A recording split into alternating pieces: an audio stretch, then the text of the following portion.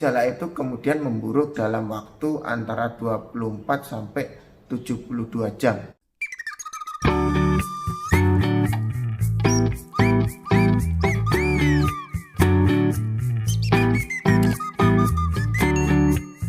Halo teman-teman, sehat saya. Jumpa lagi saya dengan Dr. Arya, spesialis saraf magister kesehatan yang berada di kota Solo. Salam sehat, salam bahagia. Kalau tidak sehat, tidak bahagia. Saya akan membahas suatu topik di mana selain dapat menyebabkan kematian, stroke juga bisa menyebabkan adanya kerusakan otak secara permanen, sehingga beritanya mengalami suatu kelumpuhan. Dikutip dari situs Kementerian Kesehatan Republik Indonesia, penyebab kematian dari stroke adalah bisa terjadi penyumbatan, penyempitan, atau pecahnya pembuluh darah yang menuju ke otak. Akibatnya, asupan darah dan oksigen ke otak itu menjadi menurun dan menyebabkan sel-sel saraf otak menjadi mati. Oleh karena itu, selain memahami penyebab penyakit stroke, pastikan teman-teman juga mengenali perbedaan antara gejala-gejala ringan stroke dan gejala stroke yang berat. Dengan tindakan dan penanganan yang cepat dan tepat, tingkat kerusakan otak itu dapat diminimalkan dan kemungkinan munculnya komplikasi dapat dicegah. Ingat itu ya teman-teman. Gejala stroke biasanya terjadi tiba-tiba, menyerang satu bagian tubuh ataupun kedua bagian tubuh. Gejala itu kemudian memburuk dalam waktu antara 24 sampai 72 jam. Dikarenakan setiap bagian otak itu mengendalikan bagian tubuh yang berbeda-beda. Gejala stroke atau yang timbul itu tergantung pada bagian otak mana yang terkena stroke.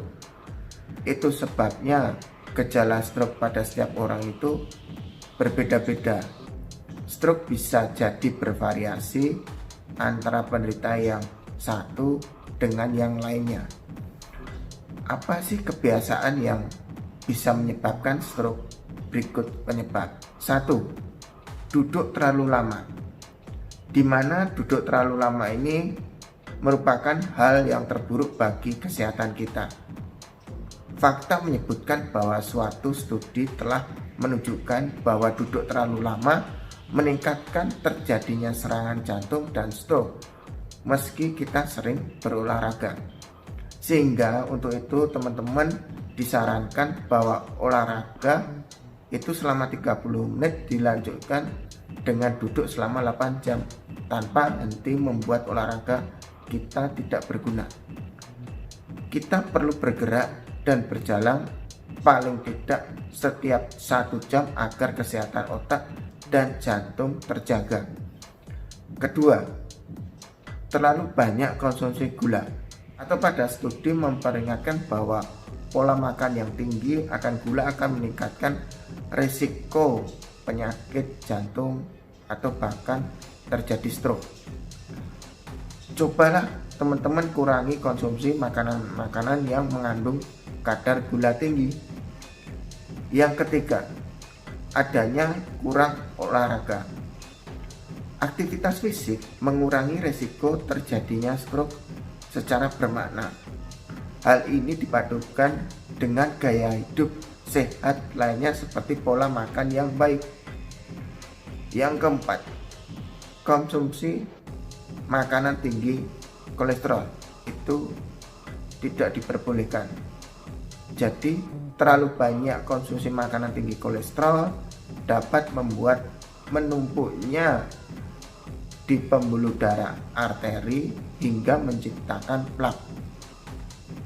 Plak ini bisa menyempitkan dan memblok pembuluh darah arteri yang memicu penyakit jantung dan serangan stroke. Yang kelima, terlalu banyak mengkonsumsi garam. Pola makan yang tinggi garam bisa menyebabkan peningkatan tekanan darah. Pada penderita tekanan darah lebih rentan mengalami suatu gangguan stroke. Cara yang perlu dilakukan untuk mengurangi konsumsi garam dan tidak menambahkan terlalu banyak garam dalam masakan. Oke teman-teman, untuk video kali ini semoga bermanfaat dan dapat membantu teman-teman. Jadi tetap sehat dan bahagia ya teman-teman. Jangan lupa klik like and subscribe agar mendapatkan video-video terbaru dari saya. Salam sehat bahagia. Matur nuwun.